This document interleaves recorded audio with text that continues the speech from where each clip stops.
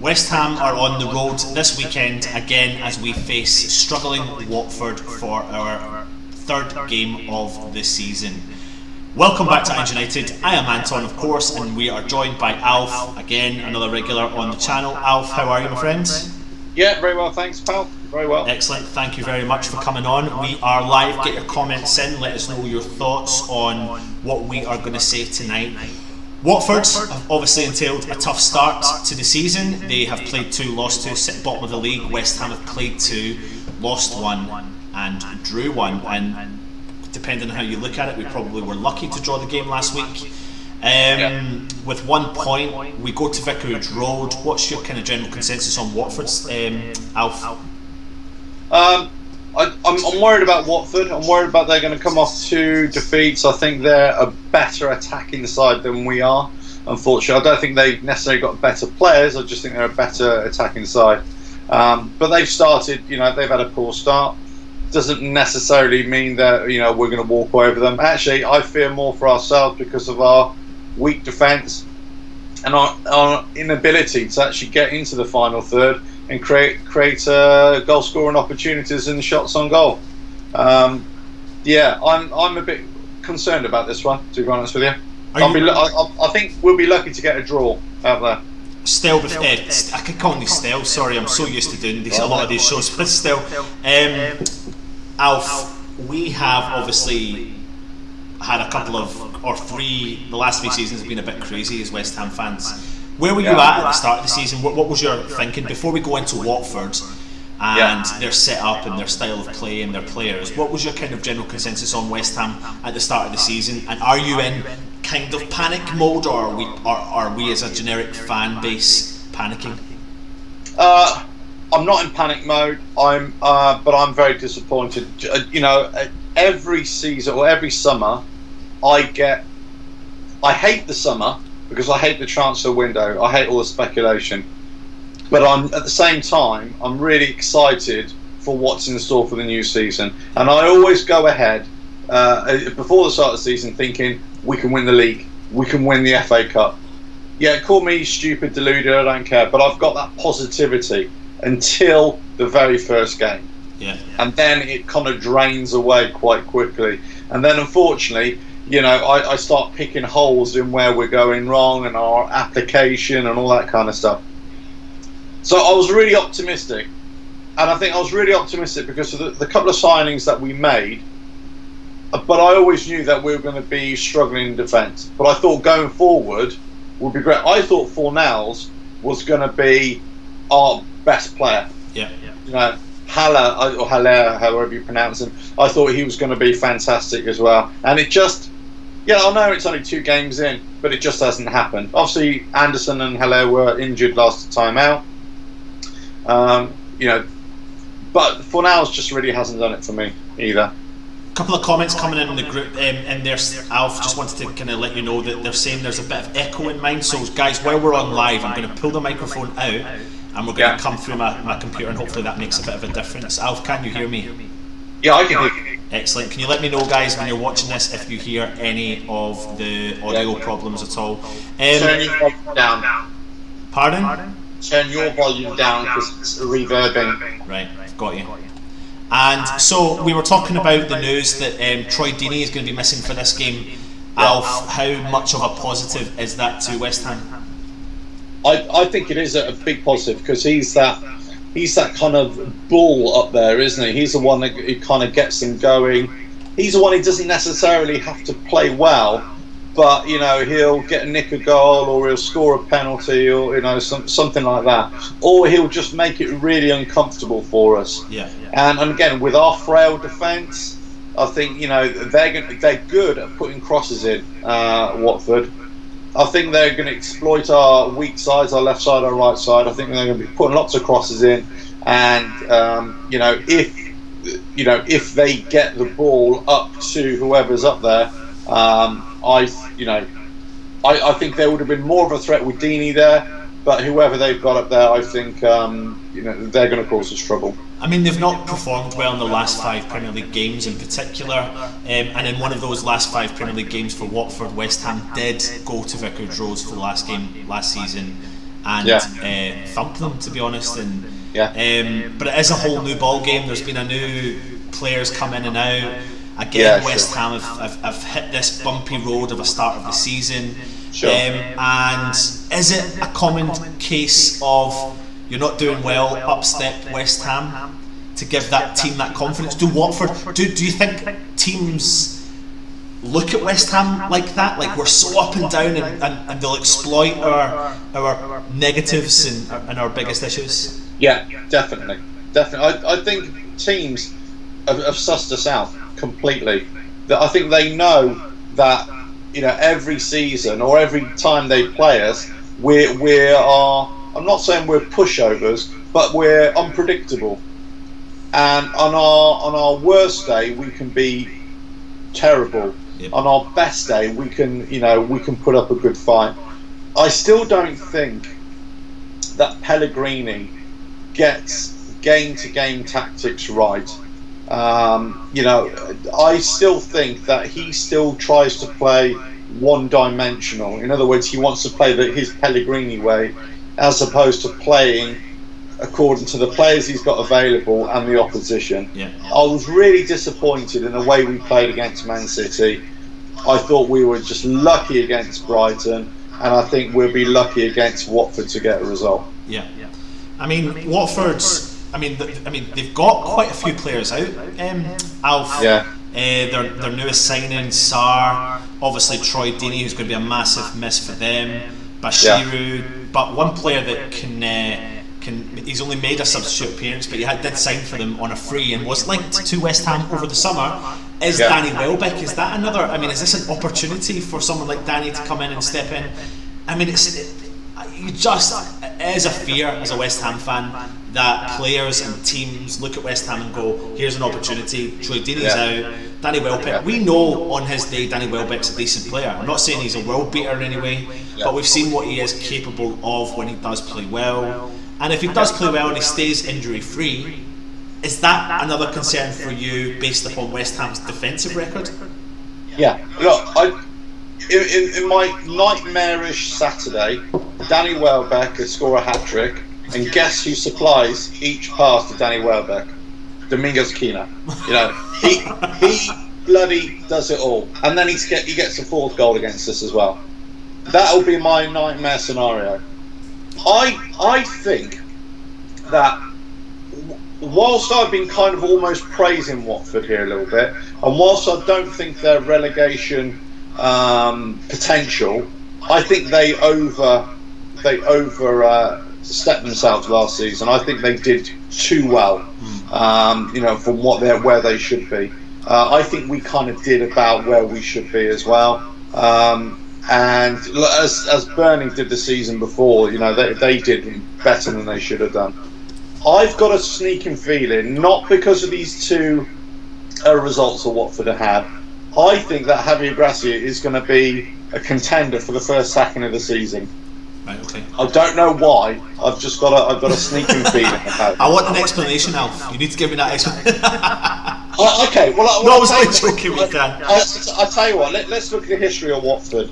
The way they go through their managers, the way they kind of suffer fools lightly, the way they kind of think, well, actually, we should be better than we actually are, and we want better results. I think these two losses have really hurt them. I think he's already under pressure because of the signings that he's made, and I think for him, I know it's only third game in the season, but it's happened before.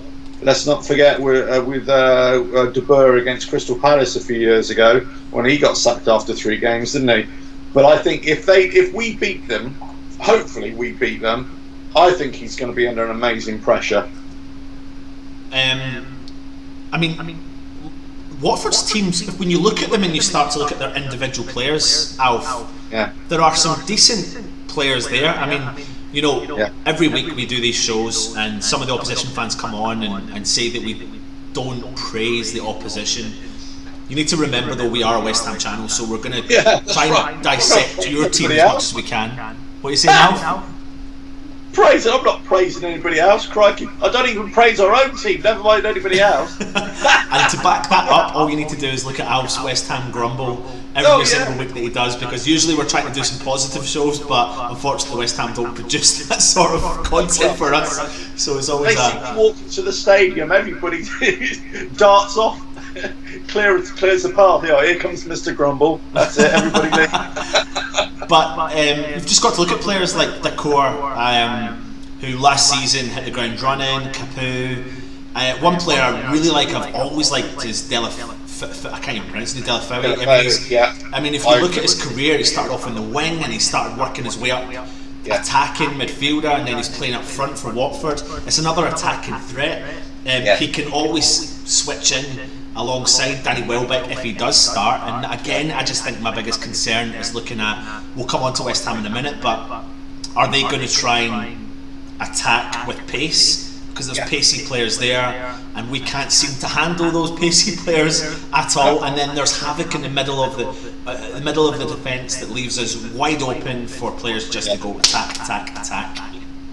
Oh, look, if you're Javi Gracia and you say to your players, right, let's all sit down here, we're going to talk tactics. Our tactics are, forget about us, let's look at the opposition. Where is their weakness? The weakness is on their flanks. Hey, guess what, lads? We are good on the flanks. We're good on the wings. They're weak in their defence, central defence, right across the back four. Let's hammer them. Let's attack with pace. Just keep on. And if you have to hit long balls, hit long balls. And that's where the threat will come on Saturday. I'm convinced of it. Yeah. I don't think they're going to worry too much about our attack. I really don't. Because as soon as it comes over the halfway line, they're just going to press the ball a little bit and force us into a mistake. And this has happened for the last couple of years now. Our going forward, we've just been really poor. Still, Alf. I think I've got still in my brain. That's all right, mate. I'll tell you what, look. I'll put some glasses on. Do you know what it was? We had a video go out today. It was actually Cess, and everyone was calling Cess Still. I was just like, it's continuous. Right, anyway, Alf, I mean, a good question I've seen on social media. Again, I'm trying my best to stay off as much social media as I possibly can, but a question that came up again, and it was a valid question. Does Pellegrini know his starting 11? Does he know his favoured formation? I mean, last year in particular, there were certain games I was like, oh, he's still judging it. I gave him last year. I was like, he's still judging the players, the squad that's available to him. Yeah. And then last week, for example, when Ogbonna was included in the team over Balbuena, it just put a little tiny sense of doubt in my mind. A bit like, not that I'm saying does Pellegrini know what he's doing, but does he? No, Look, there's been lots of rumours and lots of questions being asked the last sort of few days as well. We'll kind of touch on that in a minute. But I think he does know his best 11. But I've got a sneaking feeling that he's looking at the players and he's feeling let down by a few of them. Yeah. And he's thinking, bloody hell, I want you to be in my first 11, but I'm not too sure now because of that performance or what you did there. If you look at the first game, Diop last season was fantastic for us, wasn't he? Really good, real contender for Ham of the Year actually. But he made some mistakes. He got frustrated in the first game, and he was making mistake after mistake. And again in the second game there was mistakes all over the defence. And I think he's looking at that, and he's we always go on about Creswell, Masuaku, left back, don't we? But I think he's looking across the whole defensive line there, and he's thinking, who can I rely on? I'll ask you, who can we rely on in the defence? As a defender myself, one of the biggest things we've got to look for is consistency in team selection. I'm not a fan of this chopping and changing between the left backs, so 1 week it's Creswell, the next week it's Masuaku. Injuries aside, if they're not injured, I don't think West Ham are at in that place in their club career or life where they can do that, where they can start to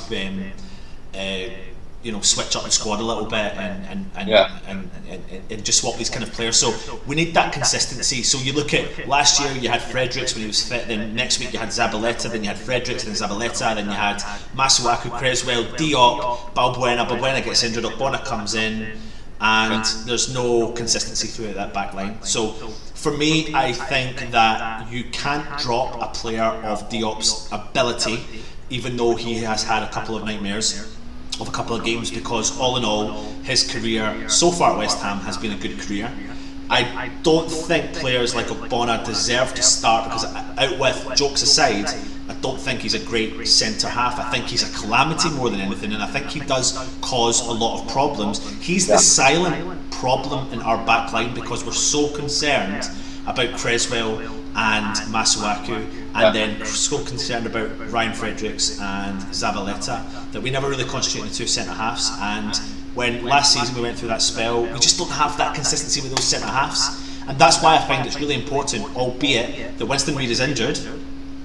But when he is fit, and with the club are hopefully managing that process better, that they're looking to see who the better centre half is between him and Ogbonna. Now, in my opinion, when both are fit, it's Winston Reid. Therefore, I can see Ogbonna leaving in January, and then West Ham bringing in another central defender to replace Ogbonna to challenge, and you'll see Winston Reid step in as the Ginger Collins player. He's been there for years. He knows what West Ham's all about. He'll come on, he'll perform when he's there. He's still got several years in his contract. So my biggest issue here is consistency, and West Ham need to stick with their back two. Pellegrini does favour Balbuena. The thing that concerns me the most is, why did he drop him for Ogbonna? Was there any reasoning? I never seen anything come out. Was it on the back of the first game of the season? Unless he picked up a little knock, or whether there was, because there were a few mistakes in the first game, whether he thought, you know what, I'm going to try Ogbonna and see how it goes. Personally, and I agree, I think our best duo is Diop and Balbuena.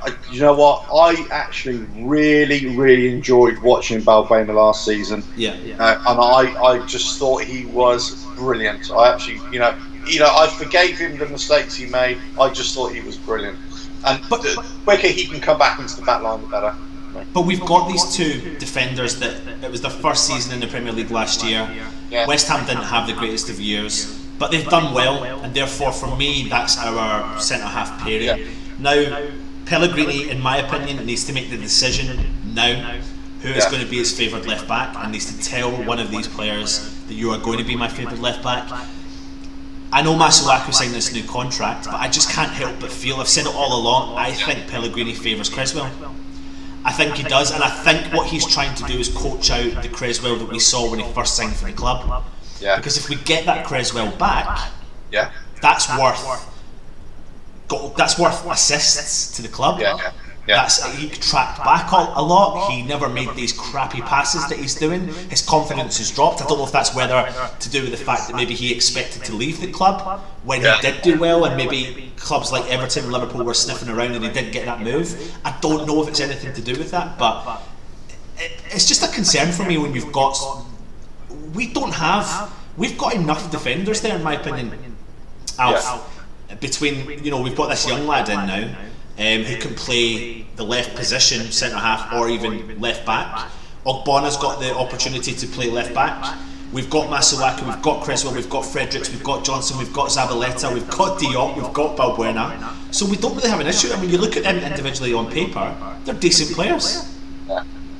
I'm just wondering, again, it comes down to this trust issue. I'm just wondering whether Pellegrini actually, trusts the players and trusts the youth that he's got to put them into the first team scenario, like Johnson, like this new lad Cardoza, like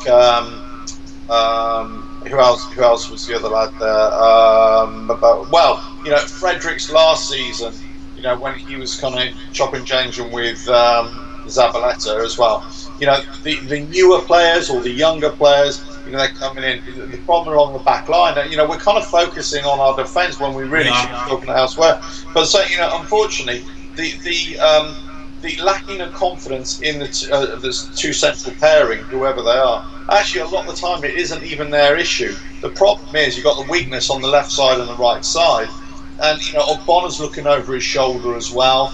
Diop is looking over his shoulder. Balbuena. because they're thinking, well, what's coming in from the left side or the right side when it should have been covered by Fredericks or Masuaku or Creswell, and that's one of the big issues, But look, we know we're weak in the defence. We know we're just lacking confidence, and until that, as you say, gets a consistency, we get some good results, get some good performances. That's going to breed confidence, I think. I'm not panicking. I don't want to sound like I'm panicking as a West Ham fan. 2 games into the season, not many teams are going to do particularly well against Manchester City.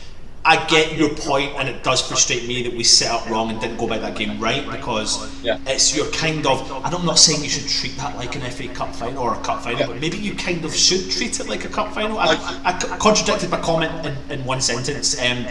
I completely agree. I think that kind of game, regardless of what stage of the season it's at, that is your number one game. That is the game that you say, right, okay, we're going to go all out and we're going to make it tough for these lot. And that's what we've done it against other teams. It's not as if we always get slaughtered by every single top 6 side. We don't. In fact, sometimes Liverpool last year we gave a great game. Arsenal we beat Arsenal.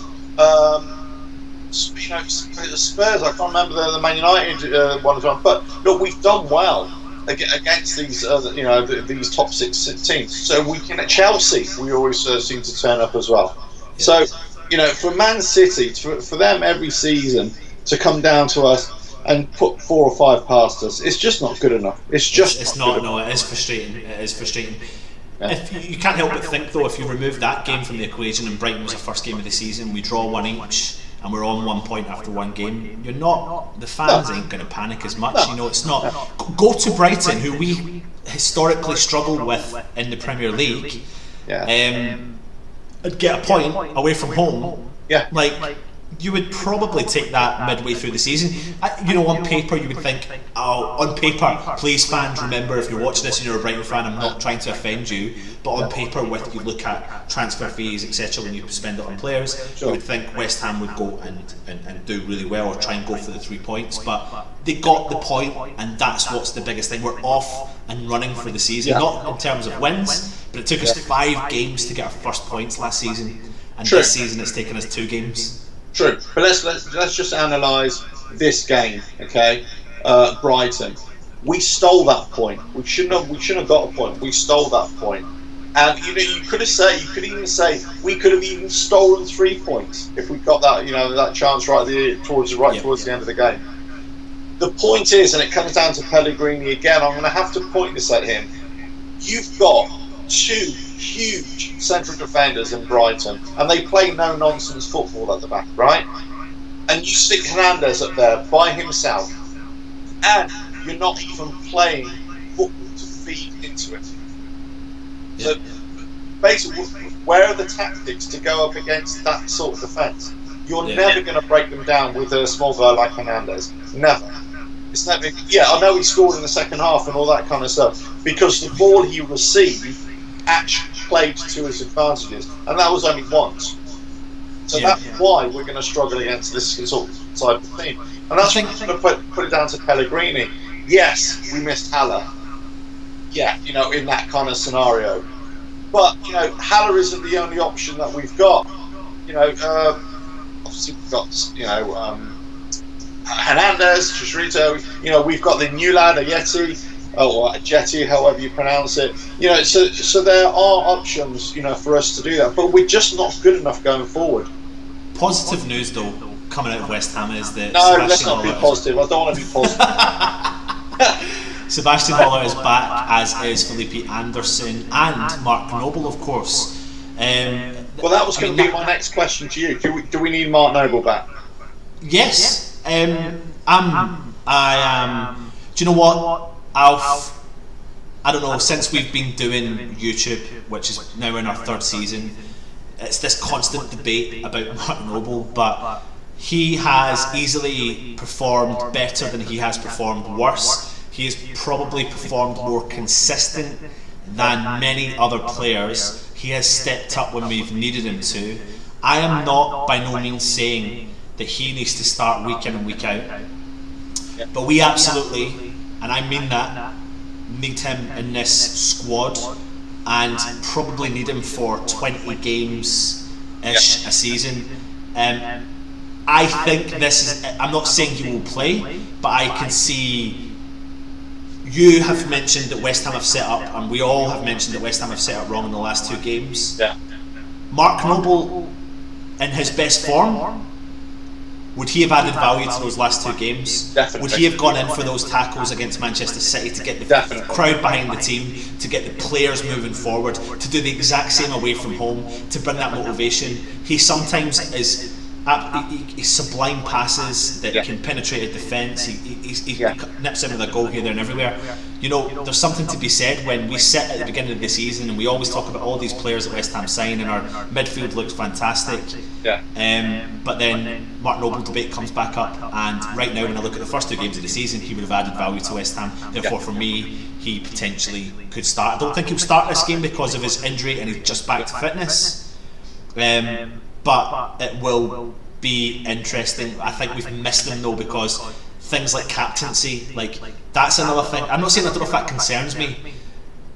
Creswell, then Ogbonna. I mean, where did the Ogbonna thing come from? I mean, Does that if the fans think the way they think about certain players, and then the players see players like Ogbonna getting the captaincy, and there's other players there that, you know, for me, Fabianski would deserve it over him, but I'm not a fan of goalkeepers getting the captaincy. No, I'm not either. No.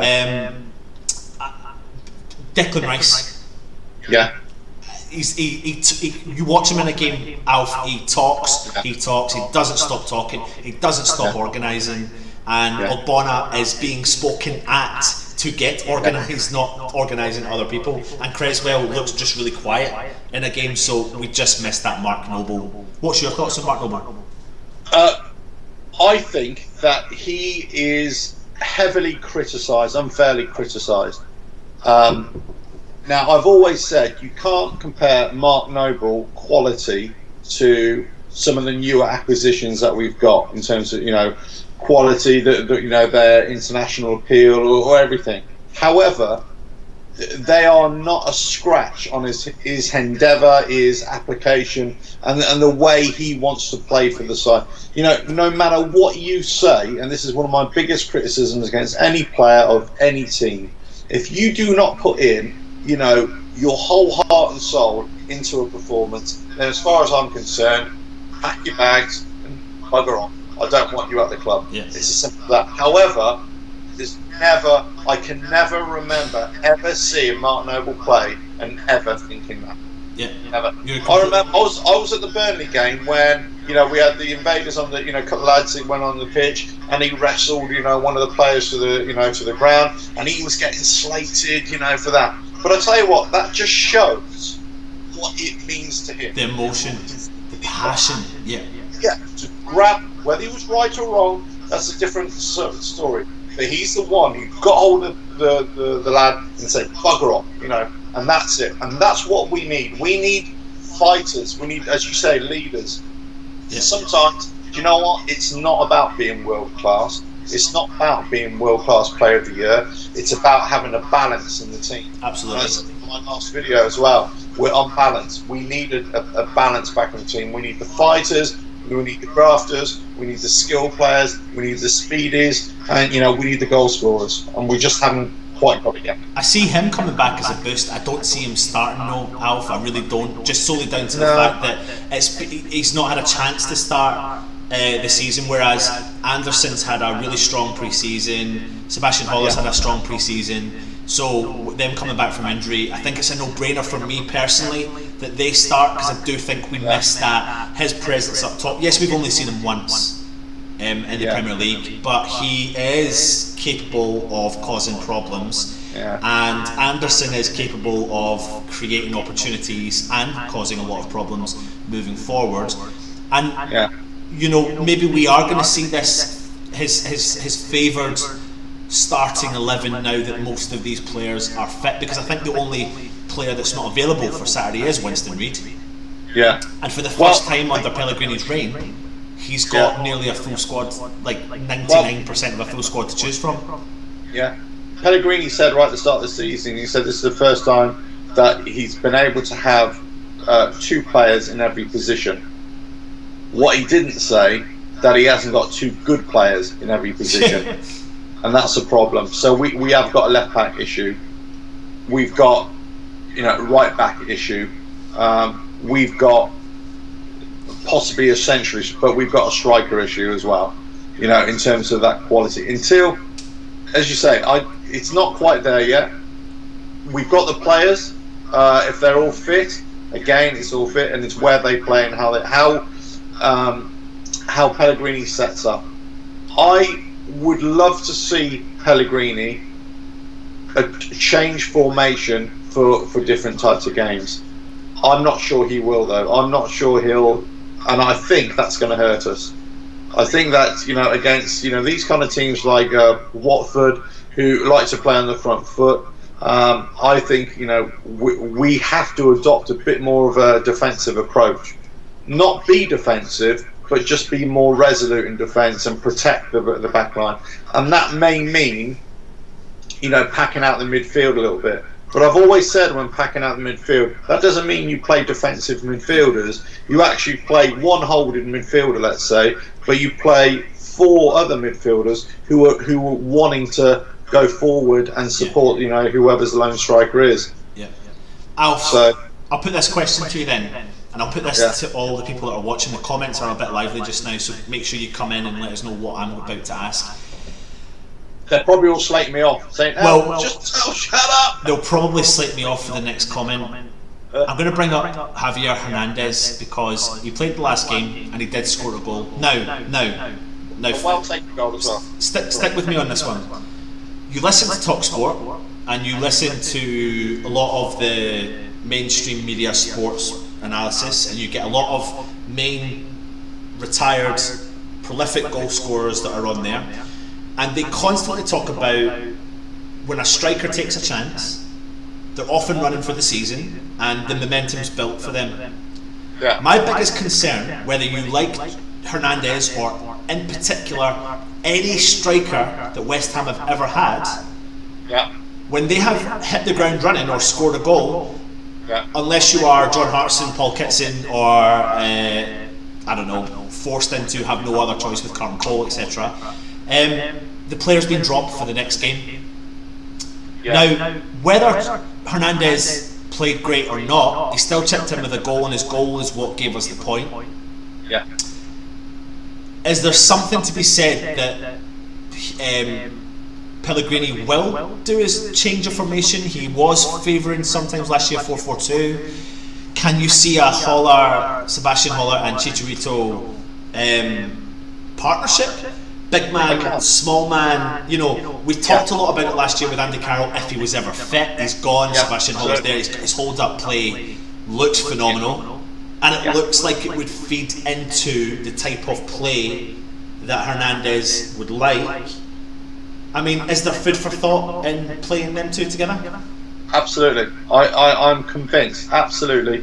Look, our biggest problem, we've said it from day one since Hernandez joined us, that we're not playing to his strength and we're not feeding him. He can't conjure. He's not like Arnautovic was a couple of seasons ago, where he kind of makes stuff up by himself or create his own chances. He needs to be fed, and that's one of the big problems where, again, I criticise us being able to go forward.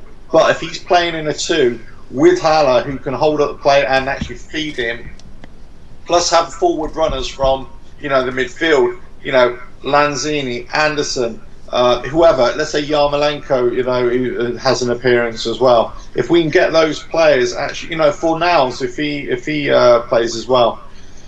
If those players can play a supporting role, and those two up front, I think Chicharito definitely will.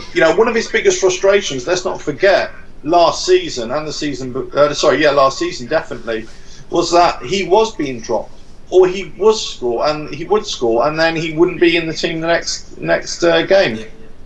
And you could see the frustration on him, because he wasn't getting the service. But any time he did get the service, it's almost like the pressure was on him to perform, and sometimes he'd fluff his lines or whatever. But Alpha, it happens with every club. It's like what's his name, Abraham from Chelsea.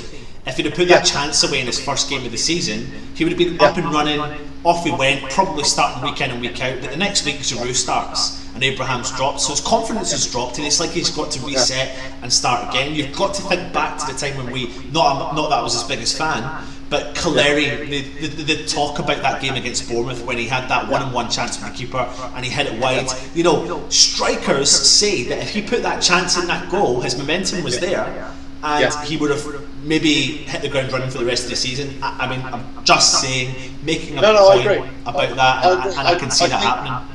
Look, I think, you know, if Hernandez has scored, then he should be in the starting lineup the next game. Simple as that. But there's no point in having Hernandez up there if we don't feed the ball to him. If we're just terrible in either getting crosses in or actually, you know, playing to his feet or feeding him so we can run onto a ball. There's no point in, you know, having him there. But we've got to learn as a club that we can't expect players just to produce, you know, great performances in adversity. We've actually got to provide the environment where they could actually flourish. And, you know, Hernandez scored a goal. Let's not forget, Hernandez came on against Man City, and with his first touch of his knee, he almost scored. Yeah. So, you know, everybody was slating him. What did he do? Well, I tell you what, he almost bloody scored. He almost scored. You know. So I look at the type of player Haller is. You know, we talk about how struggling our defence is, but you've got to look at Watford's, and they're struggling. Their defence is struggling. You put on a player with the ability that and the strength and his hold-up play that Haller has, he's going to draw out defenders. He's going to draw out 2, potentially sometimes 3, depending on his skills. That's exactly what a player of Chicha's ability, whether it's Chicha or whether it's a Jetty, can feed off of. That's what they feed off of, is the big player drawing them in. They make the runs, and if Haller passes out to Lanzini and he feeds a penetrating ball through, I definitely think it's something that West Ham should consider, and we did see Pellegrini making those choices last year. That would be an interesting choice moving forward for this game. Our midfield, we do have Anderson back. Does he go straight into the team, Alf? Do we really miss a player like Anderson? Yes and no. On it, you know, apart from that spell in the middle of last season where he had a run of games he was fantastic, I've always been really frustrated with Anderson. I was frustrated with him in the game against Man City where he'd lose possession, then all of a sudden it's almost like he gave up. Yeah, we missed him we missed his creativity and his quality. We don't miss his lack of work ethic. Although I was just about to say, because I'm going to contradict myself now as well, right? Talking about formations, I've been thinking about this last week because I tend to do a lot of random thinking. I'm not sure whether playing 4 at the back is right for us. Playing 4 at the back. I'm not sure whether that's right for us. I'm wondering whether we go back to a 3 at the back and have we kind of push Creswell and Masuaku out the picture, and we have Anderson as that left wing back. And I think, does he have the work ethic to be able to get back and defend and then bomb up, you know, with the left hand side? In these opening few games of last season, if you notice, he was actually playing a lot in that left side defence. You know, covering for, I think it was Masuaku or Creswell, I can't remember who was playing there. So he does have that ability to go up and down on the left hand side. I'm not convinced that the 4 at the back with the current players that we've got is, you know, I'm talking out my, you know, behind here. I know, and I'm sure Pellegrini won't encounter it, you know, consider it. But I think there's room for thought there. Yeah, because that will enable us to pack out the midfield and still have 2 up front, and we could play this Haller, you know, Chicharito dream partnership up front. But we've got to pack out that midfield, and the only way we can pack that midfield is play 3 at the back. It's an interesting point. Let us know your thoughts in the comments below. We will come on to the comments in a minute. We have rambled on. Everybody needs to agree with me. Everybody needs to agree. In the comments below, or over there, One chat, whatever it is, just agree. Say yes. One thing we have realised is we have rambled on in this preview. Normally our previews take about 40 minutes. We haven't even covered some of the stuff we're going to do. We're already on our 40th minute of chatting. Well, I'm a rambler. What can I say? Right. Team predictions then. We, based upon what we have both said, and then trying to put into realistic terms what we think will happen. So we both know Fabianski's going to start. Yes. I'm pretty confident that it'll be Balbuena alongside Diop. I agree. And we're going to go with 4 at the back. Yeah. And it's going to be Creswell. Yeah. And Fredericks. No. Where? I have inside knowledge, and it's going to be Zabaleta. Really? No, I don't have inside knowledge. That's a complete lie. But I think it's going to be Zabaleta. You think it's going to be Zabaleta? Because I think, unless there's an injury issue, of course, which I don't know about, but I think Fredericks has made a few mistakes, and I think he wants the old head. I think Pellegrini's going to look at this game and thinks, I want to get some points here. I want an old head. I want some wisdom there. Yeah, definitely. I get the point. I totally get the point, but I'm going to disagree. And I'm going to go back to my original point about defence consistency. And I do think he likes Fredericks, and I think he needs to stick with Fredericks. I get your point, though. He has made mistakes. But I want to see Fredericks start. But do you know what? Hey, we're allowed to disagree. Don't disagree with me, Anthony. You know it's right. Look, you're probably right, actually. And I take your point about the consistency, definitely, and I totally agree with that. I'm just thinking whether I'm trying to put my think like Pellegrini, and I'm just trying to think: do I trust Fredericks, or do I go with somebody who I really trust in Zabaleta? And I don't know if I trust Zabaleta that much anymore, Alf. Oh, I do. Let's fight. I do. Yeah. Always. Me and my mate Zabs. Before we go into midfield, I'm going to jump right up top because this could affect the midfield. Do you think he'll play 2 up top? I'm actually going to go that he will. Who? Pellegrini. Yeah. I'm going to say that he is going to play Chicha with Holla. Yeah, I agree. I think he should. And he's going to change the formation to 4-4-2, leaving us with 4 midfield. What does he do in the midfield? Right.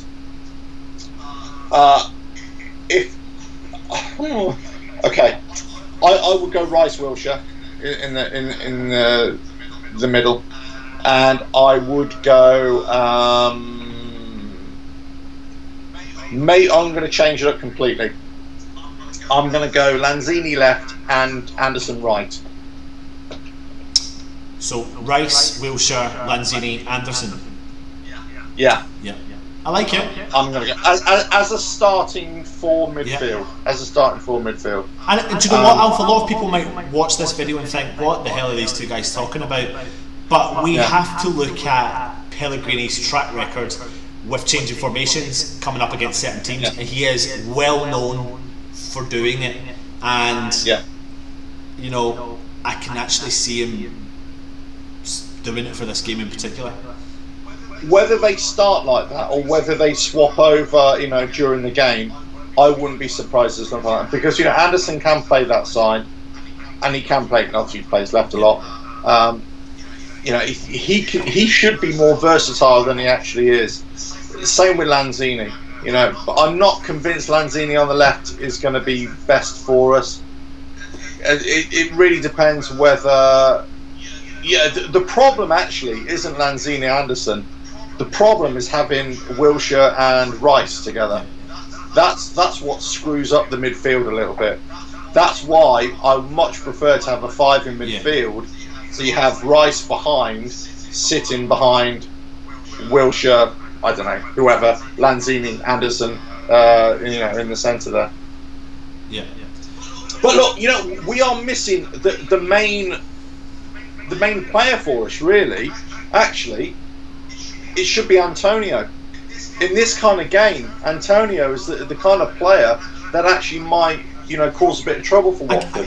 if he's on the right hand side. Someone's just mentioned that. Joan, who's watching just now, has just mentioned Antonio, and I get that, and I do think he's got a future with West Ham. I think he's got an opportunity, and he is a great player for specific games. I don't think Pellegrini sees him as a starting 11 player. I really don't, and I know sometimes we see him play in the starting 11, but I don't see him saying that Antonio is going to be in a year from now still our starting 11 player. But I think that he's a great option off the bench in particular. I get it. He is. I listen. You can look back at old videos. I love Antonio. I think he's been the underdog, and I love an underdog story, and I think he's been great. And do you think he looks a bit heavy again this season? Do you know what? I think he looks a bit heavy again. Yeah. Personally, I've been really looking at the way he's been running, and he just seems to be a bit. He's just a beast. He is an absolute beast. Yeah. He's just he's known as that, beast mode and all that sort of stuff. But do you know what, Alf? I mean, we'll come on to the comments in a minute. Let's just go for our predictions for the game on Saturday. Vicarage Road, Watford, West Ham, Elton John's Watford versus Lennox, President Obama's West Ham. I'll tell you what, I'm hopeful for a 2-1 win. Right. I think it will be a 1-1 draw. I mean, one thing we haven't mentioned was VAR, and 2-1 loss. It's been involved in both of West Ham's games so far this season. I think it's going to get involved again because I think that nobody has a clue how to use it. The referees definitely don't know how to use it. But I think it will be another high-scoring game. But I just got to remain positive, and this is where things are going to connect. And we are going to win 3-1 away from home. Get your comments in below. Let us know what your thoughts are. Let us know your predictions. Put them in there. I keep doing this. Keep doing it. No, I've been the one who's drinking the wine, mate. I'm drinking a cup of tea and he's drinking a glass of wine. 3-1. Are you sure? Are you sure? Do you know what? I've got to remain positive, Alf, because if I don't...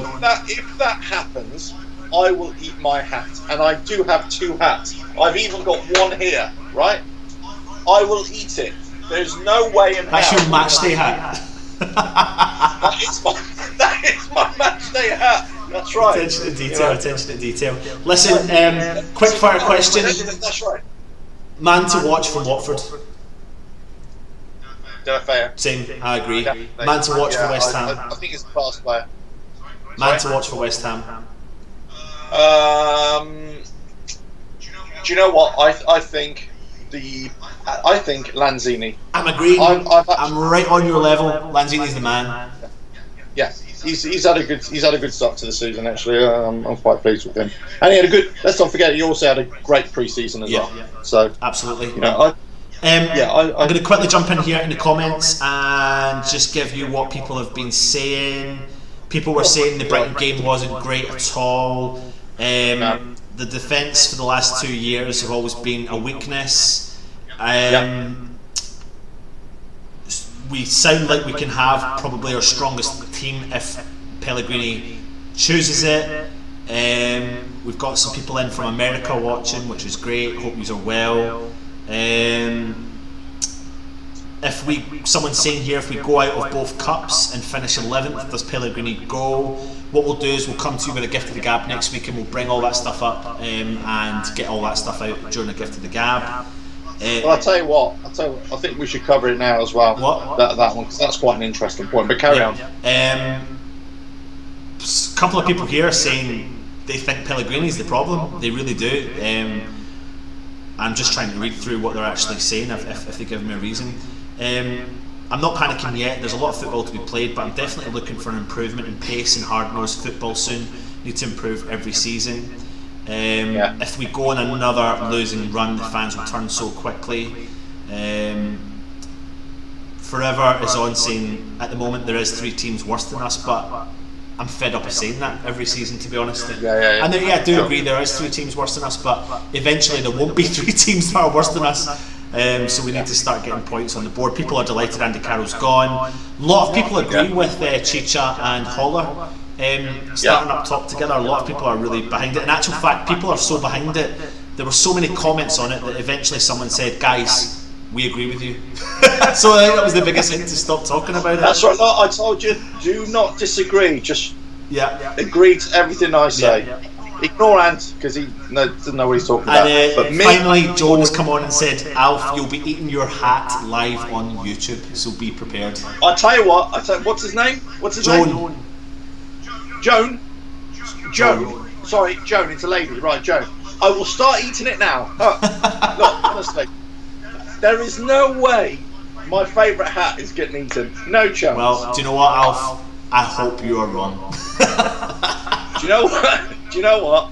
That's why I never gamble, because I'm rubbish at predicting. I never gamble because of that. Right, I'm going to quickly, before we go, talk about this Pellegrini issue, right?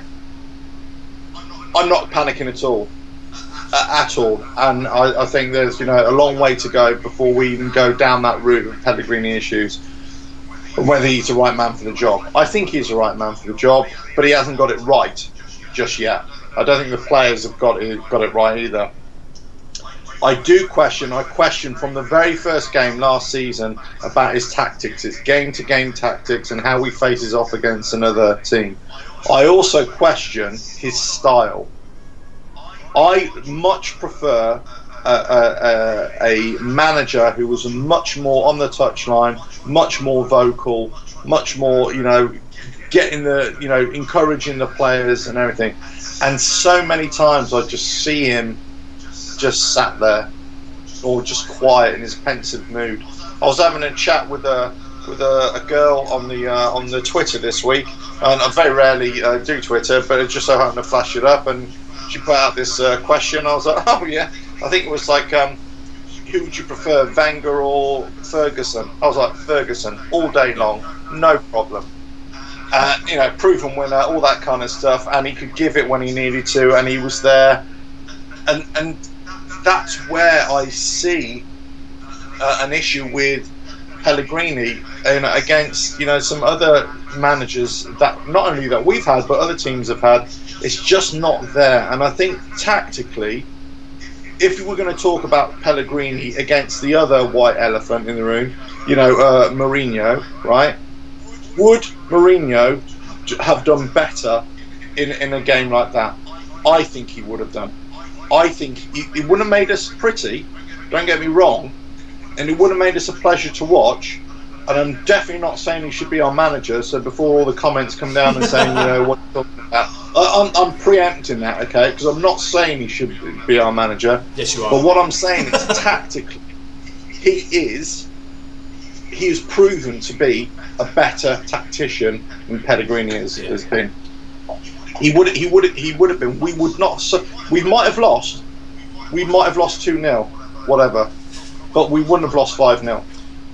We would have made it difficult for them, and that's the way it should be. To round up this show, Alf, great points there. We are obviously in partnership with Umbro. Make sure you follow them on Twitter, Facebook, all the social media accounts.